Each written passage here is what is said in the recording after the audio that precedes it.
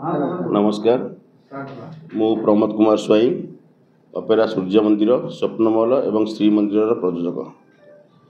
बहुत दिन व्यवधान पर एक प्रेस मीटर आवश्यकता थी मुझे प्रेस ग्रहण में आसी विगत दिन में यात्रा इंडस्ट्री जो वाद विवाद लगी रही यथा आपणकर कलाकार मालिक मानकर भितर टणावटरा हवा कि कमिटी मालिक मान टणावटरा हवा एवं मालिक मध्य जो टणावटरा चली मुझे वक्तव्य देवाक चाहूँगी एवं किसी किसी स्टांड क्लियर करने चाहूँगी। बर्तमान सबुठ बड़ मतलब सोशल मीडिया हो कि ओडिशा जनसाधारण पाखे गोटाए आसी बर्तमान अपेरा सूर्य मंदिर अपेरा सिंह बाहिनी एवं पीयूष मध्य एक खबर प्रसारण होची एवं या विषय मु किसी अनुभव कली जे मते मीडिया को आसी किसी जिनस क्लारिफिकेशन करार आवश्यकता अच्छी। पूर्व एक प्रेस मीट रे मोर बड़ भाई श्रीजुक्त संजीव पाढ़ी एक बयान देइथिले जे प्रमोद बाबू चंचकता करी इंडस्ट्री पार्टी की भांगी दौरान एवं पीयूष को नापी विभिन्न प्रकार चेष्टा कर चलती से दृष्टि से किसी डॉक्यूमेंट भी शो करते किसी तथ्य भी मत देते से विषय में किसी क्लारिफिकेशन देवा चाहूँगी। ता पूर्वर आमर संजीव बाबू गोटे अभियोग करते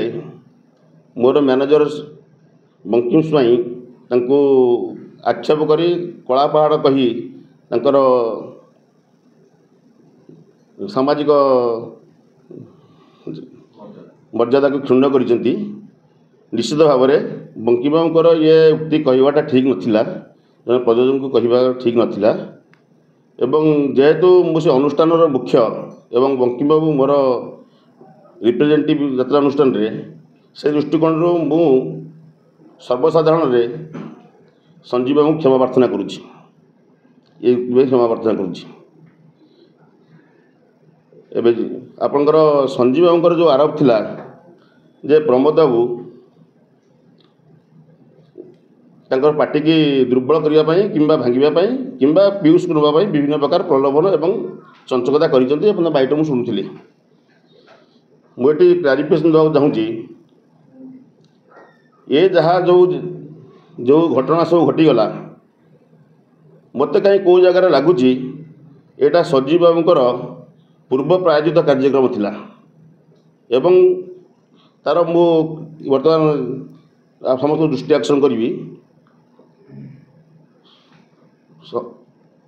पीयूष त्रिपाठी सूर्य मंदिर में 2 वर्ष एग्रीमेंट करते एग्रीमेंट बाबद को से टोटाल एडवांस नहीं मु पूर्व आईटर भी कही जे 72 लाख टंका से मोटू 72 लाख समथिंग मोटू से अग्रिम नहीं 2 वर्ष एग्रीमेंट करते यात्रार 2 मास न सरनु से अलग अनुष्ठान रे बुक हेले एवं तांको आपण समस्त जानी जहाँ जहाँ घटना घटी मत विस्तृत भाव में कहवा आवश्यक नहीं। यापर जहाँ सब घटना घटला एक मालिक संघरे पीयूष को बापा जो देले वो यार विचार करा जाऊ एवं मो पुओ को गोटे वर्ष विश्राम दि जाऊ। से समय पीयूष सूर्य मंदिर को 72 लाख टंका नवा समय 57 लाख टंका एक ब्याग रे फेरई आपन समस्त देखी गोटे ब्याग जाइला आपंकर मीडिया भी देखी गोटे ब्याग जाइला से 57 लाख टका थिला एवं से 57 लाख टंका से सूर्य मंदिर को फेरई एवं 3टी चेक देते आपंकर 55 लाख टंका 3टी चेक आपन देते सिंह बाहिनी को किंतु एटी आपंकर संजीव बाबू जो कहते जे तांकर 55 लाख टंका अकाउंट रे नथिला एवं से पैसा अकाउंट रे तांकर नथिबारु से पैसा उठे पारलेनी एवं किछि दिन पर देखला पर अकाउंट रे पैसा आसी जाइछि पर सर्च कला पर से देखिले ଏଇଟା ପ୍ରମୋଦ ବାବୁଙ୍କର 3ଟା ଅନୁଷ୍ଠାନରୁ ଆସିଛି। ଏଇଟା ନିହାତି ସତ୍ୟ କଥା। ମୋରି ଅନୁଷ୍ଠାନରୁ ଆସିଛି। ଆଉ ଇଏ ଯେଉଁ ଡିଲ୍ ହେଇଛି, ଇଏ ଘରେ ମୋର ସିସି କ୍ୟାମେରା ଲାଗିଛି। ପିୟୁଷ ବାବୁ ନିଜେ ବସି ଏ ଡିଲ୍ କରିଛନ୍ତି। ଏଇଟା ମୋ ସିସି କ୍ୟାମେରାର ଟୋଟାଲ୍ ମୋର ଆରେ ସବୁ କଣ୍ଟେଣ୍ଟ ଅଛି। ଏବଂ ପିୟୁଷ ବାବୁ ମୋ ଟେବୁଲ ଆଗରେ ବସି ସେ ଯେଉଁ କହୁଛନ୍ତି ପ୍ରମୋଦ ବାବୁ ବାଧ୍ୟ କରି ପିୟୁଷ ବାବୁକୁ ଦେଇଥିଲେ, ଆପଣ ସେ ସିସିର ଫୁଟେଜ୍ ବାହାର କରି ପିୟୁଷ ବାବୁ ମୋ ଟେବୁଲ ଆଗରେ ବସି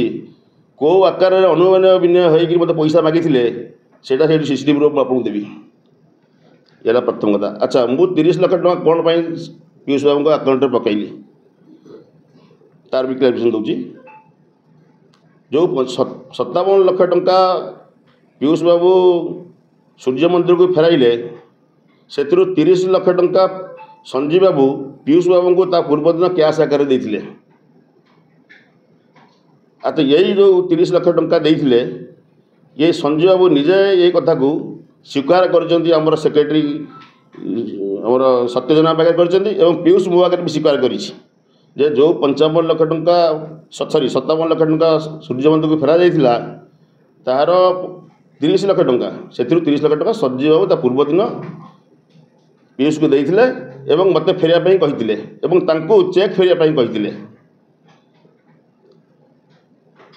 ପରବର୍ତ୍ତୀ କାଳରେ ତାଙ୍କ ଆକାଉଣ୍ଟରେ ପଇସା ନଥିଲା ଏବଂ ସେ ସଂଘରେ 2 ଥର